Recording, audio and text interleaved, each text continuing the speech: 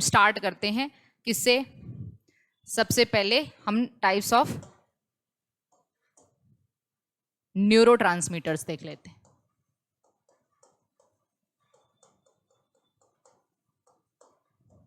Neurotransmitter, तो देखो neurotransmitters दो तरीके के होते हैं, एक्साइटेटरी या इसी को या स्टिमुलेटरी न्यूरोट्रांसमीटर। पहले न्यूरोट्रांसमीटर और एक इनहिबिटरी न्यूरोट्रांसमीटर।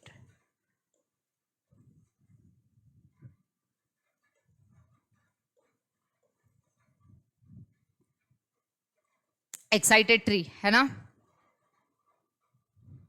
डन है। चलिए एक्साइटेटरी या स्टिमुलेटरी न्यूरोट्रांसमीटर कौन कौन है, तो हम यहां पे लिख रहे हैं। देखो सबसे पहले aspartate,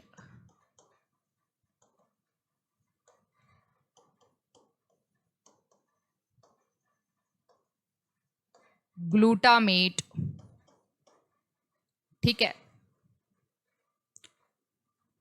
aspartate, glutamate, endorphin, happy hormone जिसको बोलते हैं एंडोर्फिन, पेन रिलीफ करता है हमारी बॉडी के, और हमारा मतलब आप कह सकते हैं कि खुशी का जो आप कह सकते हैं सेंसेशन, उसको लेके आता है एंडोर्फिन। और नाइट्रिक ऑक्साइड, नाइट्रिक ऑक्साइड देखिए वैसोडाइलेटर भी हमने बताया भी था आपको शायद, या फिर हम आगे पढ़ेंगे भी नाइट्रिक ऑक्साइड के बारे में।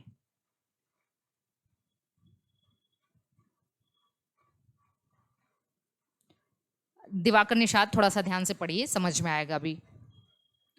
तो अस्पर्टेट, ग्लूटामेट, एंडोर्फिन, नाइट्रिक ऑक्साइड और एड्रीनलिन या इपिनेफ्रिन कहिए इसको,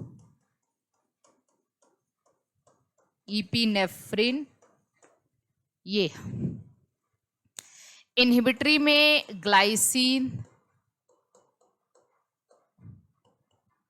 गाबा, गाबा जानते हैं, gamma amino butyric acid, gamma amino butyric acid, serotonin,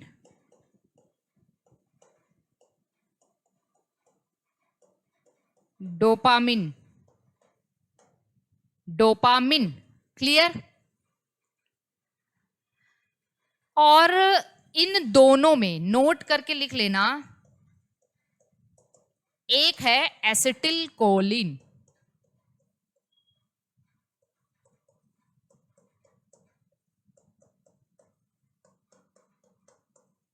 ये बोथ कैटेगरी में आता है। जैसे हमने कहा कि भाई अगर मसल को एक्साइट करना है, मसल मतलब न्यूरॉन, न्यूरोमस्कुलर जंक्शन में आपने देखा था कि न्यूरॉन जो नर्वस और न्यूरोमस्कुलर जंक्शन के केस में क्या हो रहा था, न्यूरॉन से एसिटिल कोलिन रिलीज हो रहा था तो मसल एक्साइट हो रही थी मसल कॉन्ट्रैक्शन के दौरान। लेकिन पैरासिम्पैथेटिक नर्वस सिस्टम में एसिटिल कोलिन इनहिबिटरी एक्शन लेके आता है। तो ये दोनों है, पैरासिम्पैथेटिक नर्वस सिस्टम की नर्व एंडिंग जो पोस्ट गैंग्लियोनिक फाइबर से एसिटिल कोलिन, तो वो इनहिबिटरी एक्शन लेके आ रहा था। तो ये दोनों में आता है, एक्साइटेटरी में भी और ये फर्स्ट डिस्कवर्ड न्यूरोट्रांसमीटर है, फर्स्ट डिस्कवर्ड न्यूरोट्रांसमीटर है। और ऑटो लेवी, लेवी की स्पेलिंग देख लीजिएगा, ऑटो लेवी ने इसको डिस्कवर किया था, ऑटो लेवी ने, OTTO, ऑटो लेवी ने डिस्कवर किया था। डन है, बताइए यहां तक किसी को कोई दिक्कत? इसको किसने डिस्कवर किया था? ऑटो लेवी ने।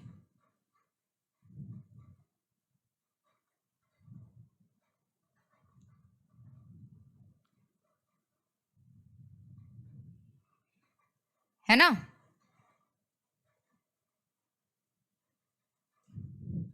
तो टाइप्स ऑफ न्यूरोट्रांसमीटर है, एसिटिल कोलिन की अगर बात करें तो ये दोनों बोथ कैटेगरी में आता है, मतलब बोथ कैटेगरी, कैटेगरी लिख लेना नहीं तो बाद में भूल जाओगे, दोनों कैटेगरी में आता है ये। डन, आगे चले। अब देखना थोड़ा सा न्यूरोट्रांसमीटर की डेफिशिएंसी से कुछ डिसऑर्डर्स वगैरह पूछ दिए जाते हैं। तो सबसे पहले हम एसिटिल कोलिन की बात करें। एसिटिल कोलिन की बात करते हैं।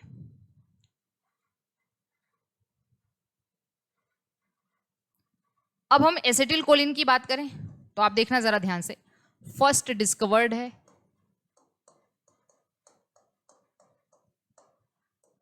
ऑटो लेवी ने डिस्कवर किया। इसके अलावा ये एक्साइटेटरी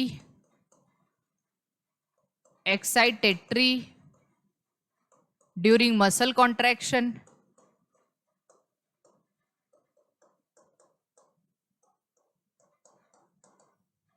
और इनहिबिटरी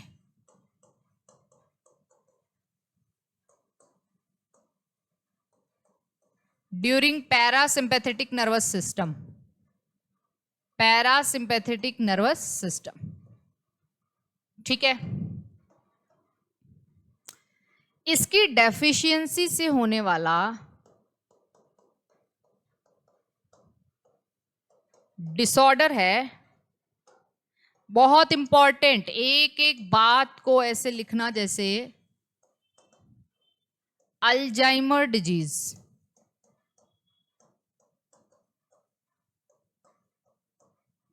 इसकी डेफिशिएंसी से होने वाला डिसऑर्डर क्या है? Alzheimer disease. Very very IMP. Alzheimer disease, Alzheimer disease की अगर हम बात करें तो ये एक प्रियॉन के द्वारा भी कॉज होता है, कॉज्ड वाया या बाई प्रियॉन्स, तो ये हम जानते हैं। इसके सरप्लस मतलब सरप्लस का मतलब अगर ये ज्यादा हो जाए, एक्सेस सिक्रीशन, तो जो डिसऑर्डर होगा मस्कुलर स्पैज्म, मसल ज्यादा कॉन्ट्रैक्ट करने लग जाएगी, मस्कुलर स्पैज्म। हाँ, मस्कुलर स्पैज्म। बताइए यहां तक समझ में आ रहा है? अच्छा, इसको डिग्रेडिंग हार्मोन, इसका acetylcholine degrading hormone, degrading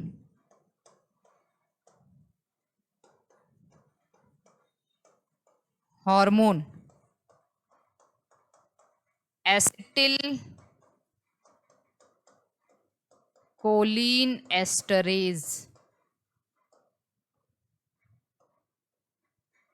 acetyl Colin esterase कैसे बनता है? तो इसका फॉर्मेशन देख लेते हैं कैसे होता है। इसका फॉर्मेशन होता है एसिटिक एसिड प्लस कोलिन, तब बन जाता है एसिटिल कोलिन। चलो यहां लिख दे रहे हैं। बताइए इससे कोई समस्या अभी तक?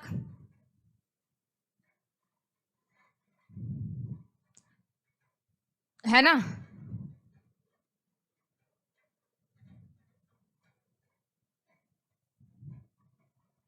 और यहां पे जो हार्मोन लगता है वो एसिटाइल कोलिन ट्रांसफरेज होता है शायद, एसिटाइल कोलिन ट्रांसफरेज।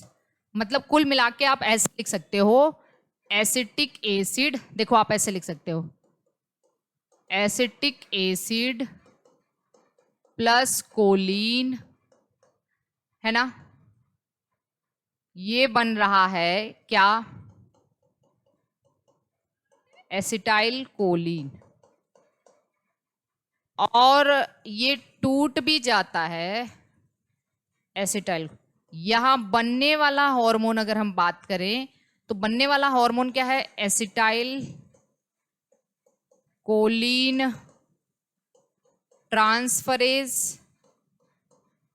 और तोड़ने वाला हार्मोन कौन है? Acetyl choline esterase. बताइए, ये इंपॉर्टेंट है ना, फर्स्ट डिस्कवर्ड है, तो आपको इससे समझना होगा।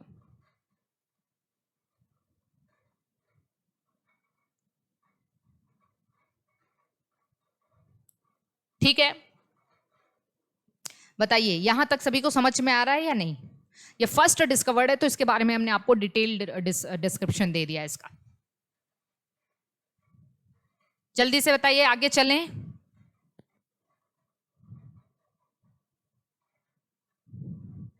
दूसरा कुछ कुछ के बारे में हम लिख दे रहे हैं। सेकंड जो है हमारा डोपामिन।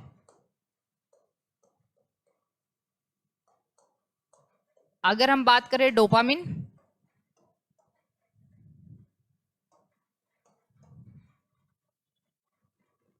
तो डोपामिन क्या है? एक इनहिबिटरी न्यूरोट्रांसमीटर है। इनहिबिटरी न्यूरोट्रांसमीटर है। इसका नेचर की बात करें तो ये एक कैटेकोल अमाइन है। ये कैटेकोल अमाइन है, रिस्पॉन्सिबल फॉर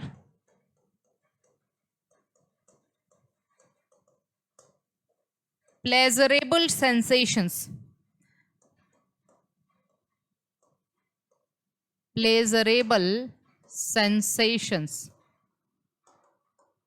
मतलब जैसे आप वॉकिंग कर रहे हो, लर्निंग कर रहे हो, तो कभी अचानक से आपको बहुत अच्छा महसूस होता है, आप कुछ सीख रहे हो, आपके वॉकिंग करने के दौरान भी आपको अच्छा महसूस हो रहा है, प्लेजरेबल सेंसेशंस। और अगर आप कुछ सीख रहे हो नई चीजें, तो भी आपको ऐसा कुछ खुशी का एहसास होता है कि आप कुछ कुछ सीख रहे हैं। तो आप इसको लिख भी सकते हो, during learning new things, during learning and walking, है ना। अच्छा, इसकी डेफिशिएंसी से होने वाला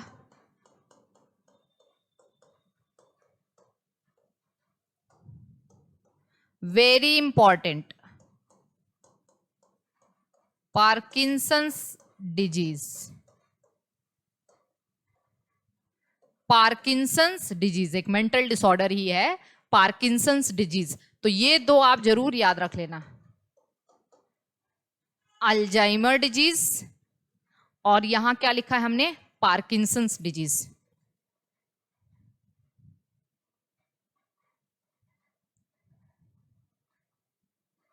ठीक है,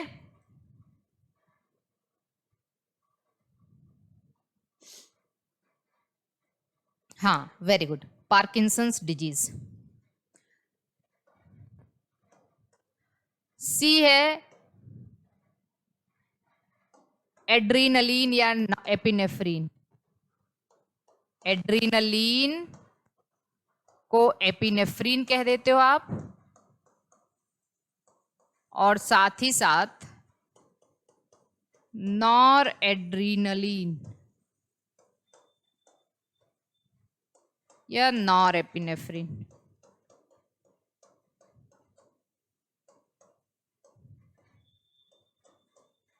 ये भी आपका एक एक्साइटेटरी न्यूरोट्रांसमीटर।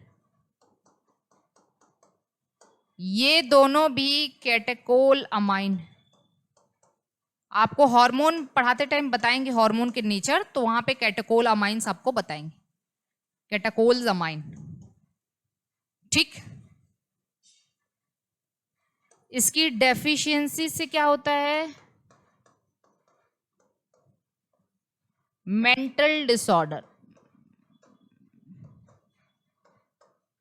कुछ मेंटल डिसऑर्डर्स ही होते हैं। डिग्रेडिंग, इसको तोड़ने डिग्रेड करने वाला एंजाइम कौन है? Degrading enzyme. इसको डिग्रेड करने वाला एंजाइम कौन है? Monoamine oxidase. Very very important. ये किसी एग्जाम में देखिए अभी आया हुआ था, और हमने इसको पढ़ाया था ऑलरेडी। ये जब हम किसी एग्जाम का पेपर सॉल्व करा रहे थे वहां पे ये क्वेश्चन आया था, मोनोअमाइन ऑक्साइड।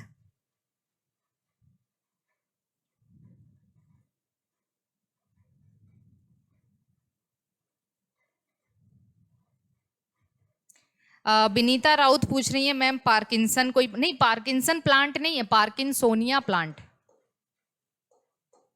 पार्किंसोनिया ये प्लांट हमने जिसमें बताया था फिल्लोड का एग्जाम्पल, मार्फोलॉजी पढ़ाते टाइम फिल्लोड का एग्जाम्पल बताया था, ऑस्ट्रेलियन एकेसिया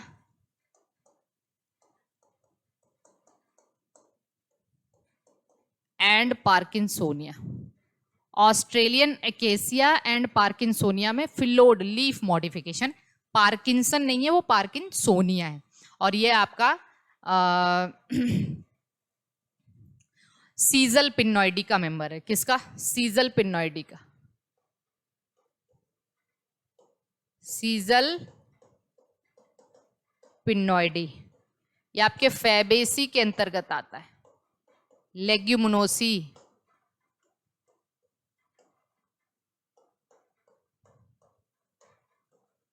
ठीक है, लेग्यूमिनोसी के अंतर्गत आता है। ठीक है, तो यहां पे मेंटल डिसऑर्डर जैसे डिप्रेशन जैसी चीजें आ जाती।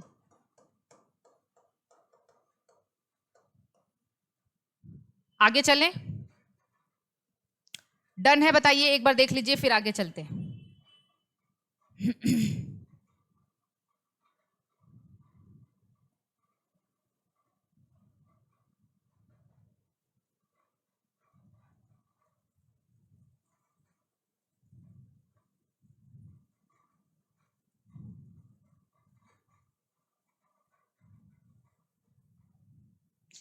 ठीक, अब आ जाते हैं अगला, सी, सी डी जो भी है आपका,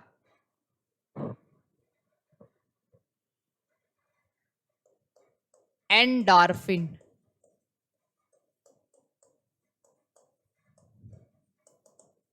एंडोर्फिन भी आपका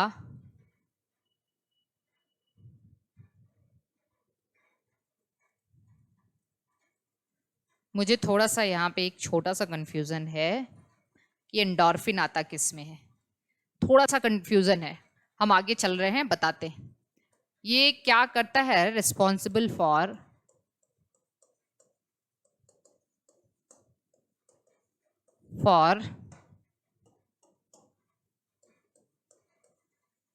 creating positive emotions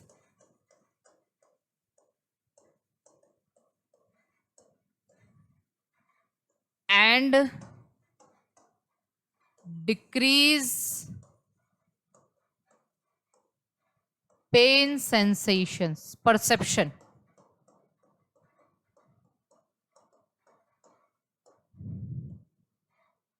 ठीक, और इसकी डेफिशिएंसी से क्या होता है? बॉडी एक्सपीरियंस पेन,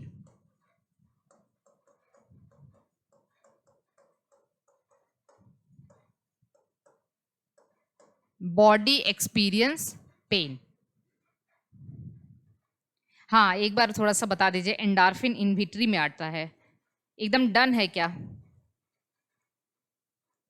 अगर एकदम डन है तो इसीलिए हमने कहा ना कि हमको थोड़ा सा यहाँ पे डाउट है एंडोर्फिन में।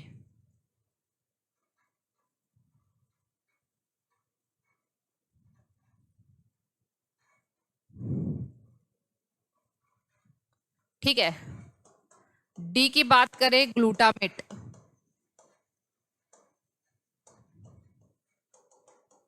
एक्साइटेटरी है, न्यूरोट्रांसमीटर है, responsible for learning and memory.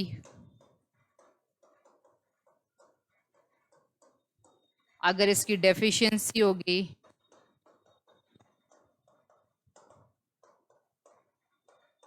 Poor memory and fatigue. Done है ना। चलो एंडोर्फिन इनहिबिटरी में लिख रहे हैं।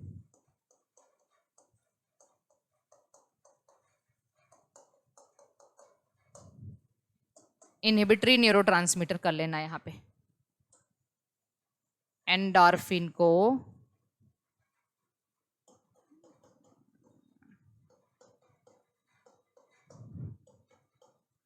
इनहिबिटरी न्यूरोट्रांसमीटर के अंतर्गत कर लेना। क्लियर।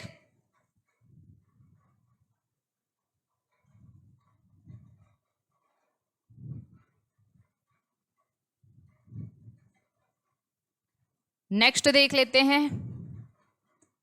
अगला जो भी है आपका ई गाबा, गामा अमाइनो ब्यूटारिक एसिड, ये भी इनहिबिटरी न्यूरोट्रांसमीटर है।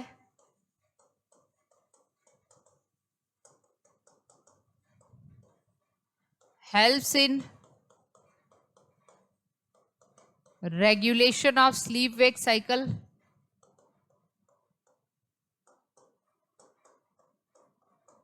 स्लीप वेक साइकिल में आपको पता है मेलेटोनिन हार्मोन है, ये न्यूरोट्रांसमीटर भी स्लीप वेक साइकिल में बहुत इंपॉर्टेंट रोल प्ले करता है। ठीक है, हाँ, और इसकी डेफिशिएंसी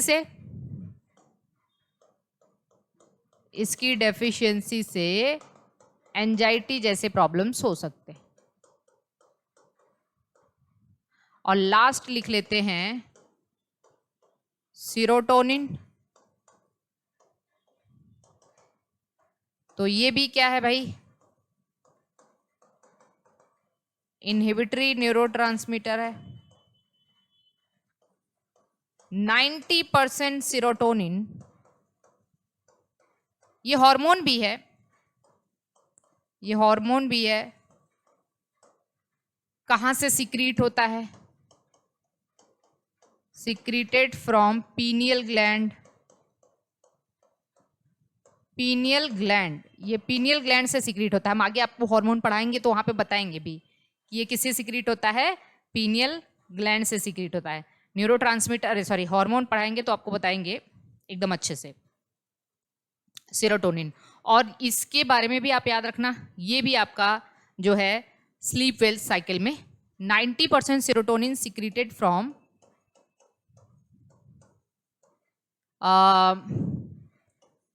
एंटेरोक्रोमैफिन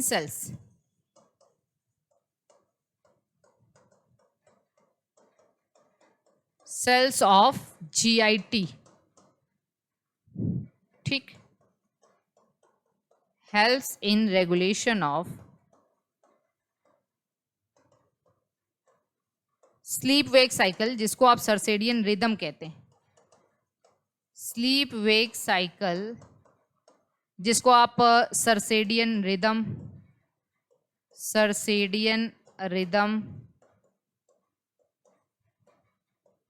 या डायर्नल रिदम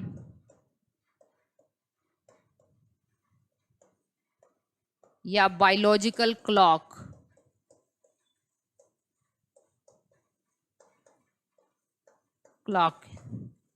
तो बस ये सारी चीजें हैं। इतने न्यूरोट्रांसमीटर आप जानते रहिए, इससे ज्यादा जरूरत नहीं है। इतने न्यूरोट्रांसमीटर्स जानते रहिए, है ना।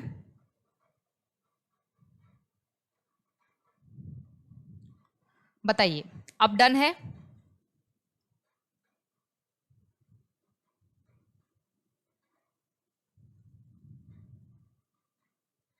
हाँ, अब हमारा ये चीज, अभी हमें न्यूरोट्रांसमीटर समझ में आ गया है।